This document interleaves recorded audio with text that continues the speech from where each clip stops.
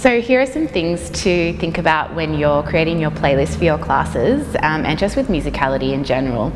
So the most important thing to remember is that your music is a super powerful tool to support you as a teacher, and it sets the tone for your class before you even do the first step of your warm-up. So it is really worth investing a little bit of time into creating, a bank of playlists that you can fall back on. So most of the time you'll have some sort of theme that you're threading into your class, and your music can help you to communicate that theme. So it's a good idea to think about what it is that you're trying to achieve with your class. Sometimes it's just down to demographics and to the time slot of your class. So say you're teaching a Friday night class, it's obviously going to have a really different vibe to, for example, a Sunday afternoon class, which generally will be a little bit slower, maybe a little bit more restorative. So if you're using music for your Friday night class, probably you want to have something that's a little bit more high energy, more of a party kind of style, something with a little bit of a fun flair to it to kind of motivate people and get them into their weekend on a good note. Whereas your Sunday afternoon class, you probably want to have maybe a longer, slower warm-up and more of a kind of long, juicy, slow flow kind of playlist. So that helps you to support you with the way that you're delivering your class without you really having to do anything, because the music communicates that for you. And then the other thing to think about with that is your demographics. So who's in your class and where are you teaching? So say you're teaching out of a yoga studio, it's probably going to be quite a different vibe to if you're teaching a bar class in a boutique fitness studio that really markets itself as, you know, a strong, dynamic kind of style class. And so if you use your music to support that, it just means that it's one less thing that you have to fight against. So if you're trying to teach more of a slow flow class, it's not a great idea to have a playlist that's quite high energy and high tempo, because you're going to have to battle against that to pull back your clients and to make sure that they're kind of coming with you on the journey that you're creating for them. The other thing to consider is just the overall shape of your class. So in the same way that when we're teaching a class, we'll always structure it with maybe a slower, gentler warm-up, and then we build up to a crescendo and have some peak poses in there. You wouldn't come in and start your class with jumping jacks, for example. You want to help people warm up into it.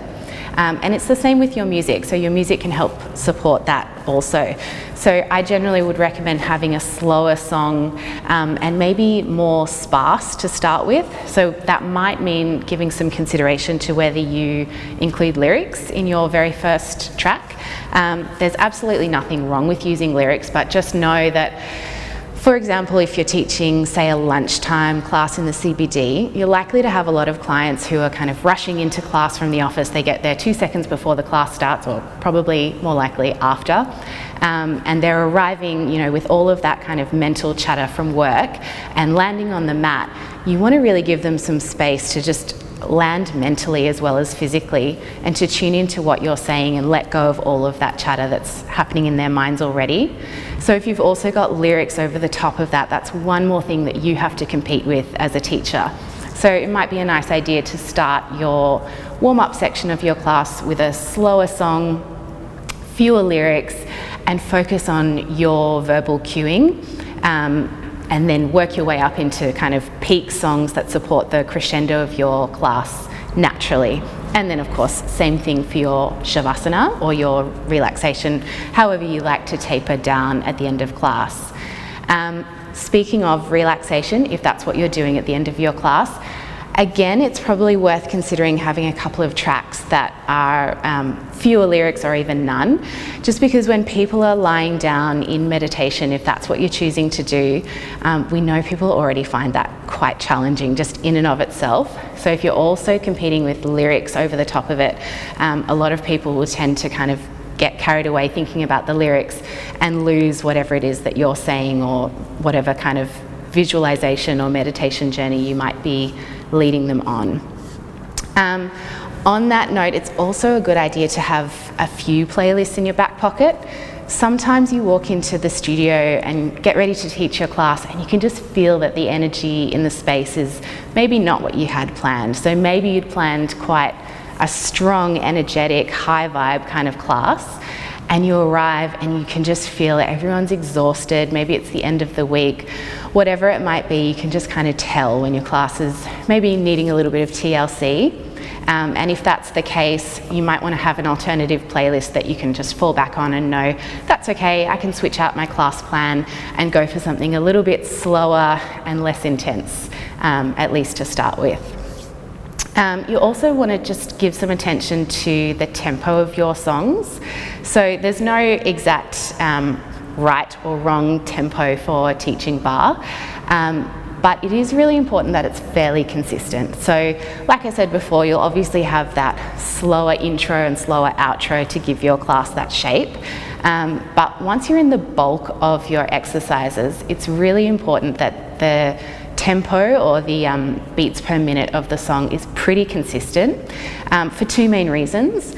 One is that it's just a little bit awkward and clunky for your class if the songs change over and you go from suddenly working at one tempo to either quite a bit slower or quite a bit faster. It just creates this awkward transition, and you, especially if you're counting, might have to switch the pace of your counting in the middle of an exercise. It just doesn't feel good. So if you can try and keep them fairly steady, you don't have to worry so much about the transition from one song to the next one. And the other reason is if you are counting with the music, which hopefully you might be doing a little bit of in class, it can get really tricky to balance your exercises that are one-sided if you have a really fast track and then a really slow track.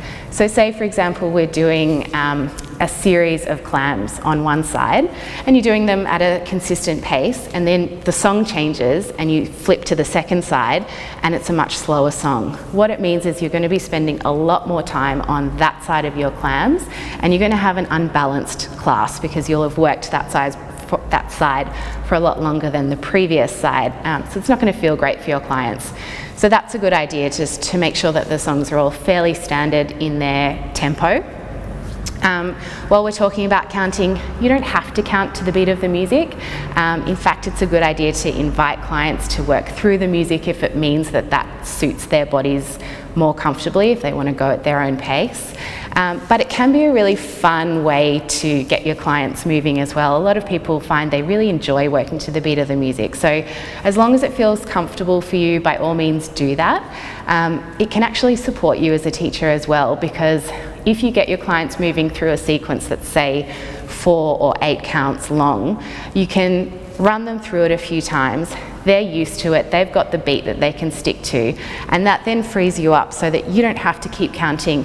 You can now start layering in your verbal cues that are either about anatomy, about the way it should feel, motivational cues, that kind of thing, and they can just listen to the beat of the music to keep them on track with their movement. So that's a really helpful thing to do. If you are going to count, my suggestion is that you would try and focus on counting down. So what that means is, say, counting down the final 4, 3, 2, 1, rather than counting up, which would be 1, 2, 3, 4, just because it's not so helpful for the client to hear you counting, because we can already all count forwards.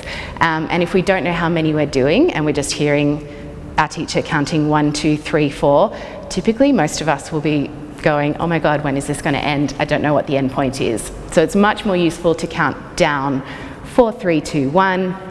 Clients know you're setting the end point for them, and that's a really nice motivational cue to just get those last few reps out.